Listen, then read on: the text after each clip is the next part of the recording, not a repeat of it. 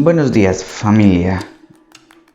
¿Cómo están ustedes hoy? Vamos con el Evangelio de hoy. Vamos. De San Juan capítulo 3, versículo 16 al 21. Dice así.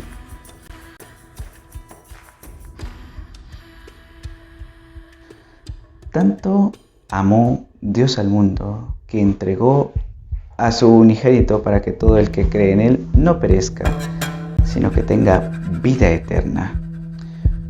Porque Dios no envió a su Hijo al mundo para juzgar al mundo, sino para que el mundo se salve por él.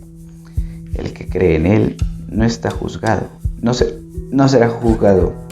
El que no cree ya está juzgado, por no haber creído en el Hijo único de Dios. La causa de la condenación es esta: habiendo venido la luz al mundo, los hombres prefirieron las tinieblas a la luz, porque sus obras eran malas. Pues todo aquel que hace el mal aborrece la luz y no se acerca a ella, para que sus obras no se descubran. Pero en cambio el que obra bien, conforme a la verdad, se acerca a la luz, para que se vea que sus obras están hechas según Dios. Bueno, estuve ayer leyendo, que es precioso, el comentario de Santo Tomás de Aquino al Evangelio de San Juan, Y precisamente llegado a este punto, es muy curioso cómo lo trata él, porque lo hace con una profundidad enorme, ¿no? De hecho, fíjense que él dice que el objetivo de la encarnación de Jesús es lo que llama la spiritualis regenerationis, ¿no? Es decir, la regeneración espiritual. Me encantan las palabras, ¿no? Tanto amó Dios al mundo que envió a su Hijo. Pero ¿cuál es el fin, la finalidad para la que Dios envía a su Hijo? Para nuestra regeneración espiritual, como ha quedado claro en este Evangelio, ¿no? Para que tengan vida eterna. Claro, de lo contrario nos quedamos con una fe cristiana que simplemente sirve para tener cierto bienestar psicológico. O sea, desde que creo en Dios, pues bueno, qué bien estoy, qué contento. Y buscamos la fe por los efectos psicológicos que esto tiene. Que es verdad que la fe da una gran paz interior, sobrenatural, libertad interior, pero en el fondo, si en este tiempo pascual no buscamos la spiritualis regenerationis, si no buscamos la regeneración espiritual, entonces me quedo totalmente vacío. Pero es que luego se da un paso más. Por ejemplo, en el Antiguo Testamento, en el capítulo 11 de la sabiduría de Dios, dice: tú amas todo cuanto existe. Precioso. Es decir, Dios como creador ama a su creación, me ama a mí. Pero es que aquí se da un paso más, porque entra dentro el factor cruz. O sea, tanto amó Dios al mundo que envió a su Hijo único, para que todo el que crea se pueda salvar por él. Pero claro, ¿qué es enviar a su Hijo único? Pues muy sencillo. En el contexto del diálogo de Jesús con Nicodemo, que es donde hemos tomado estas palabras, se habla explícitamente de la cruz, con lo cual dice Santo Tomás de Aquino, lo dice en latín: dare autem sei sum magnam amoris sum indicium, ¿no? O sea, el indicio del amor más grande es dar ese ipsum, es decir, darse a sí mismo. O sea, es que claro, ¿en qué noto, en qué descubro ese amor de Dios? No solo en que de Dios viene, sino que viene para dar ese ipsum, o sea, para darse a sí mismo. De ahí que él coloque también el efecto de la caridad cristiana, del amor de Dios, cuando está en ti mismo, en que tú dar ese ipsum, ¿no? También te das a ti mismo. Eso lo decía mucho San Juan Pablo II. Él hablaba del movimiento autodonación, darte a sí mismo, dar ese ipsum. ¡Qué pro! O sea, por tanto, esto es. Y ahora dice: para que tengan vida eterna.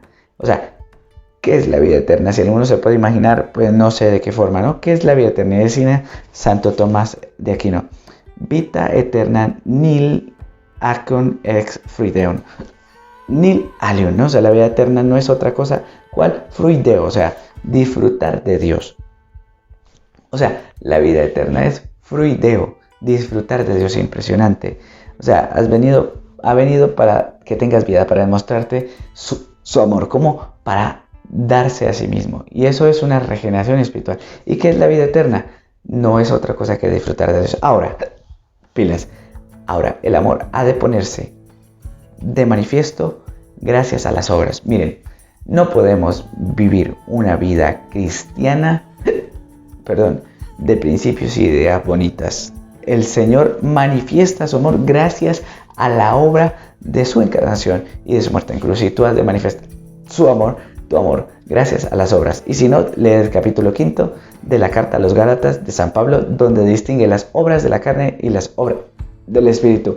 Y si ha habido una regeneración espiritual, no basta con que ya haya conocido el amor de Dios, sino que tengo que dar fruto gracias a las obras. Santo Tomás dice que el fundamento de la salvación no es la fe informe, sino la fe formada, que por la caridad actúa. ¿Qué es la fe formada? Una fe informe es, vale, yo tengo fe, pero no demuestro mi amor por obras.